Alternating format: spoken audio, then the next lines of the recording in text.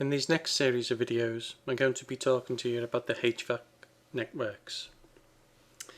HVAC networks consist of components that include mechanical equipment, air terminals, ducts and pipes. The process of combining these components and ensuring that they work properly is a significant part of developing a HVAC project. Now in this video I'm going to be talking to you a little bit about adding mechanical equipment and air terminals. When you're beginning a HVAC system in a project, you typically start with mechanical equipment and air terminals, such as what we have on the screen here now. We've got our equipment, which are these air handling units, and then we've got our terminals, which are these grills over here. Now the reason why these are shown in colour is I've actually got the system switched off, but these are all connected up, and I'll show you that a little bit later on. So once we've started putting these in place, then we can start to actually connect them up using ducts and also connect up the hydronic pipework. Now if I just briefly switch these on, you'll see exactly what I mean. Just like that. Now obviously it's not that quick when you do it, but I've already done this and I've switched it off and then switched it back on again, so we can see it very quickly.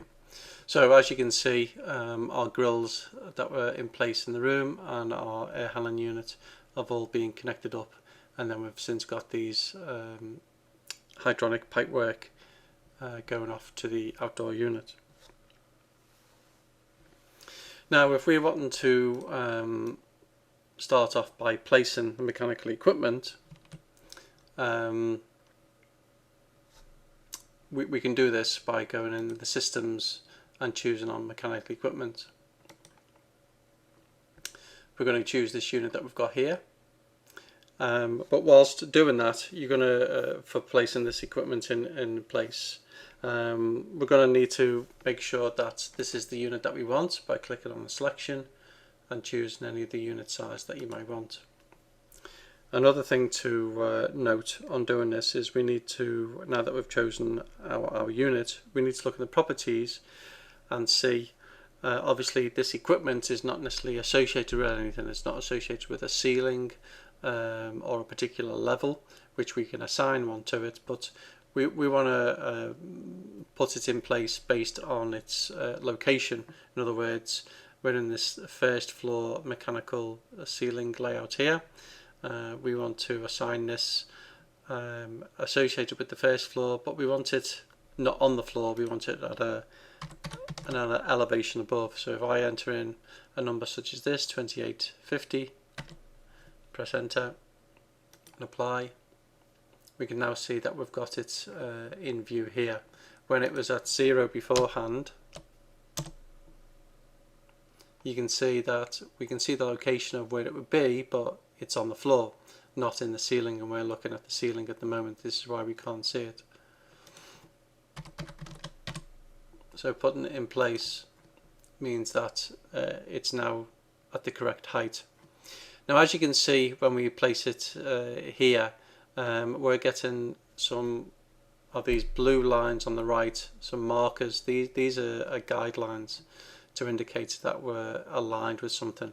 So as you can see, we're aligned with this unit that we've got here. If we move it further up, we're aligned with another unit. It's also, in this instance, it's picking up alignments with other things such as pipes, etc. So when you are placing these in place, you're not going to have the distraction of having these items already there, unless of course you're adding one into a system that's already established, like we've just seen. So if we put one in place now, checking that even though we've come out of the command and come back in again, just checking, always make sure that you check when you're placing an item that you are assigning it to the correct level and at the correct height. Now as you can see, when we maneuver this item around in the space, you can see that it's only It's only aligning with the relevant information, not everything else that's in there. Now, putting it in place, you can use the space bar to rotate it. I'm just moving this around as I'm doing it, but leaving it alone and just pressing the space bar will automatically rotate it around its pivot point, which is the base point of the equipment. Each equipment will have a slightly different base point depending on how it was created. So I can align it in place and level with the, in this particular instance, the unit on the right over here, and aligning it with the using those markers and putting it in. Now I've just escaped out of this, but we'll click on it again. As you can see, there's quite a number of variations that these units have, all the different connections that we've got. We've got an out connection, we've got an in connection on the ductwork, we've got a power connection, and then we've got the hydronic flow and return, as well as the condensate drainage. So there's plenty of connections that are on these equipment.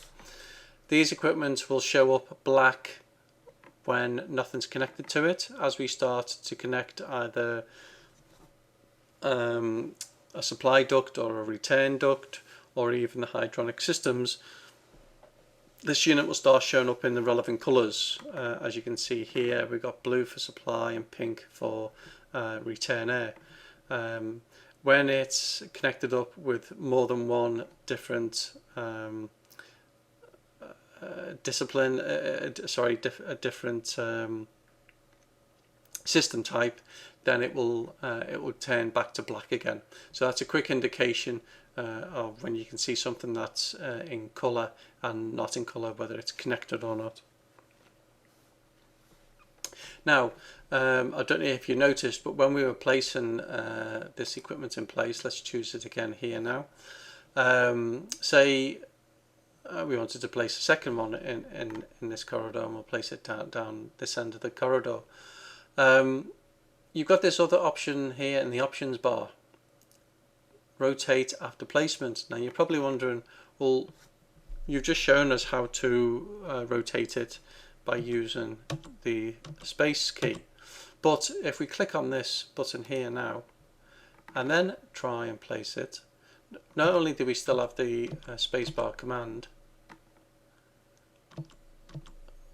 but once we put it in place, you can see that our command hasn't finished, and we can actually now can use the an angle, either by using our mouse cursor to position it. You know, it could be a room where the ceiling grid's going at 45 degrees, different to what we've got shown on the screen at the moment now, and we might want to place it like this, or you can actually enter the specific angle in the angle box.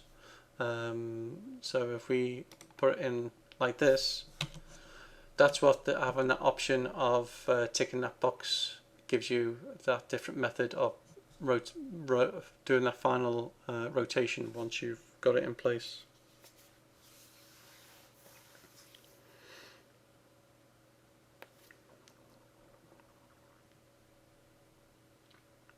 If you find that you don't have the necessary equipment that you've got that you wish to place, you can certainly, you know, there's plenty in here at the moment, but if there's one particular item that isn't in here, you just go into load family and then go through and find what it is that you need to find, and then load it back in place.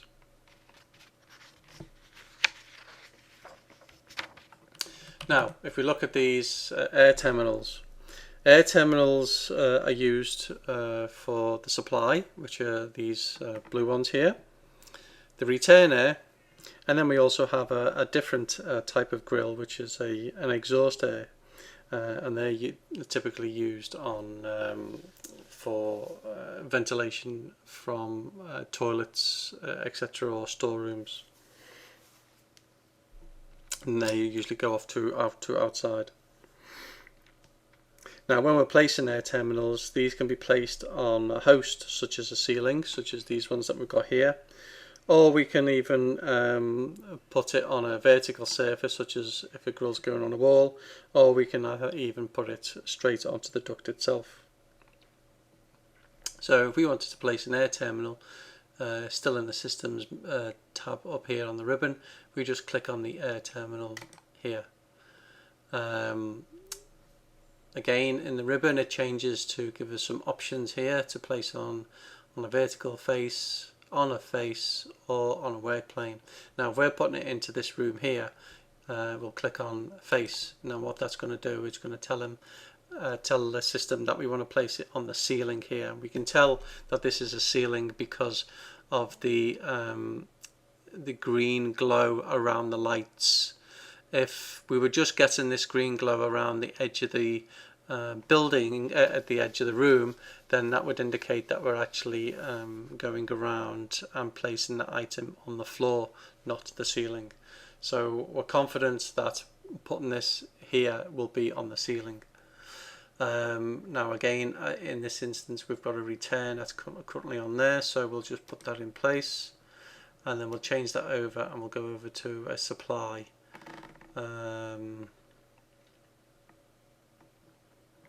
Let's choose this one and we'll put that one there, for example. Now as you can see, and I've mentioned this before, if there's a ceiling grid, make sure you align it to it, otherwise you'll only have to come back and do it again later on. If you're working in a floor plan,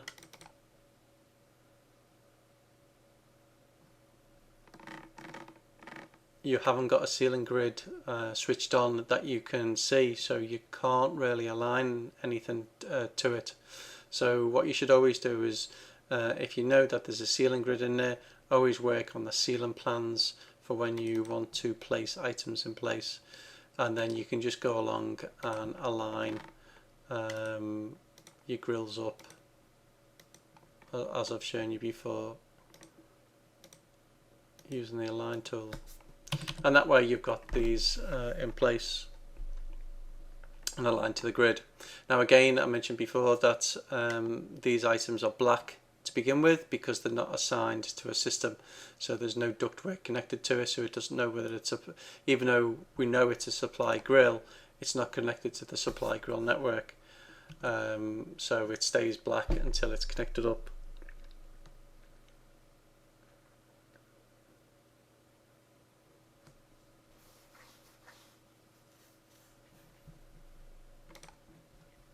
Now say for example you only really need to put one or two of these in place here, and then you don't really need to keep on going in and inserting.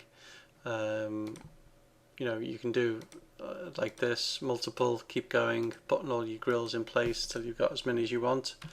But also sometimes, you know, you break it up, you don't necessarily put them all in one go, and you might want to put one in this particular area here. What we can do is we can just use the copy command. We don't necessarily have to go and place one in place, but I'll just show you an example. This is currently hosted to the face. When we put this in air terminal, we chose place on face, which meant that it was connected to the ceiling.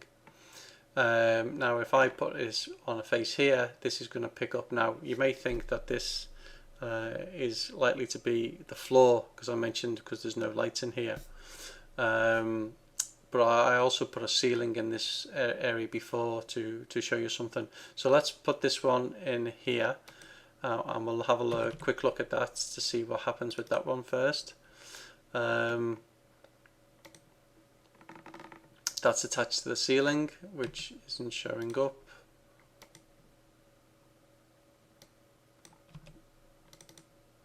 There we go.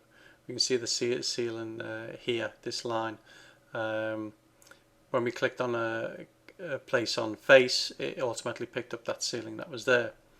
Now if we delete this and say we wanted to copy this fitting, this supply grill from this ceiling here to this one, we want to copy and we want to place this here. As you can see, it's instantly turned to this yellowy orange colour, and we're getting a warning on here.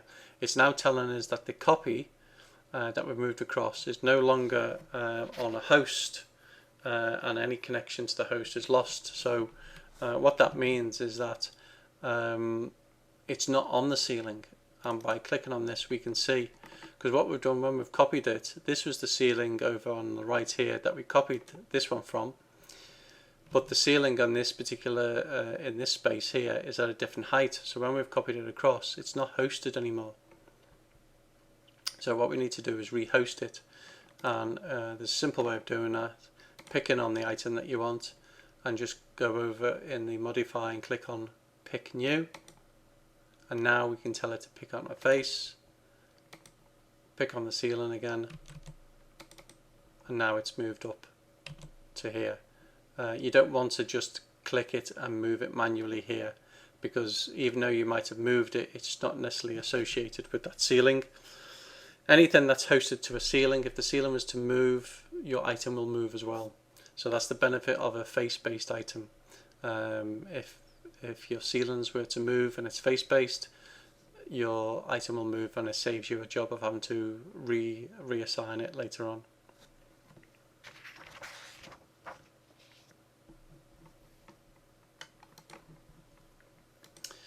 If you're putting an item in place that's not hosted to anything, you'd have to put in the manual dimensions, such as what we showed you with this air handling unit here, by looking at the floor and the height that you want it to be placed at. But these supply grills are all hosted items, which means that it needs something to attach to. So this is why we've got these options here, where we can place it on a vertical face, on a face, or on a work plane. Now, if we were to have a work plane, such as a level, such as ceiling level or anything like that, reference level, then we can assign it to that, even though it's not physically a ceiling in place. We can assign it to that by clicking on the work plane. Now let's look at an example of where we want to attach a grill straight onto a duct. So I'll just switch my ducts back on again.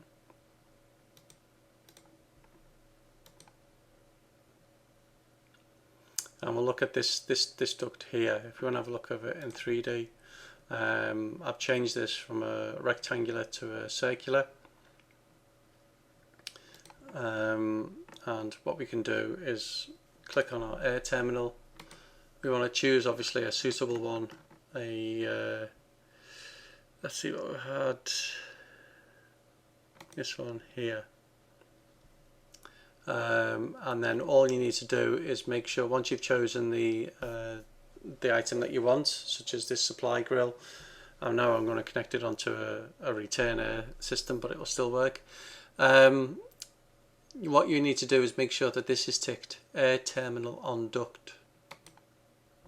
Once that's ticked, and then we can go along and we can place our grill on the duct, and then we can see that in view on our 3D view.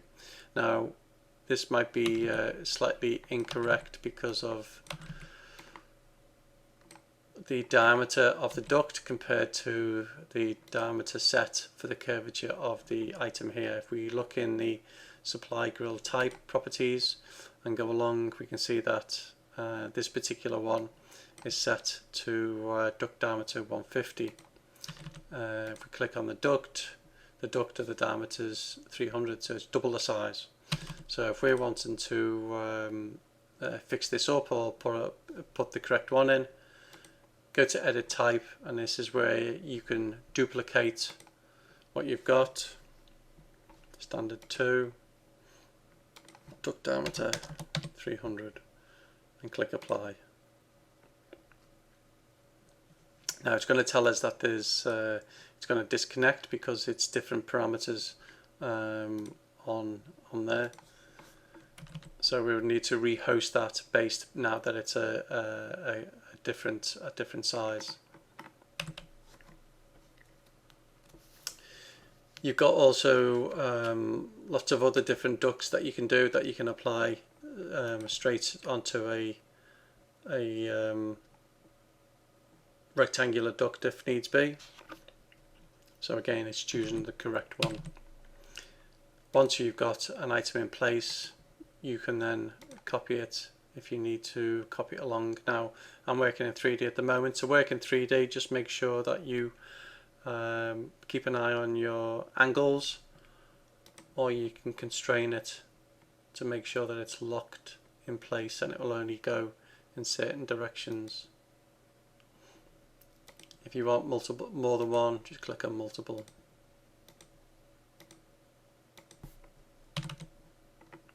Again, I've shown you in an earlier video, you can use the array tool if you want these to set up either a certain distance apart from one another or as an overall distance with a certain amount in between.